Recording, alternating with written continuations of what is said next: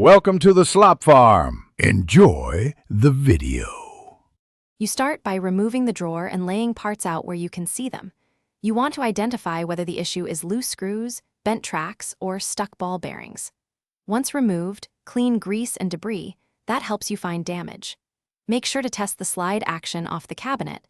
This isolates cabinet versus drawer problems. Now tighten any loose mounting screws, but don't over-tighten.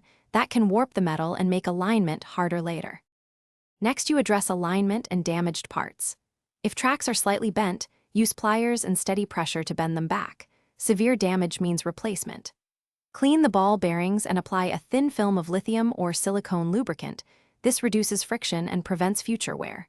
Then refit the slide halves and check that rails run parallel and the gap is about 1/16 inch. If not, loosen screws, shift the track, and red-eye tin while holding alignment. This ensures smooth travel. You finish by reassembling the drawer and testing it under normal load to confirm smooth extension and retraction. If it still binds or sags, swap in a known good slide assembly. Replacement is faster than chasing intermittent damage. Make sure screws are seated in the original holes and that any fillers or shims are removed. If something goes wrong, check for misaligned screws or small debris in the track first. Those are the usual culprits and often the quickest fixes. Thanks for watching. Consider subscribing if we helped you today.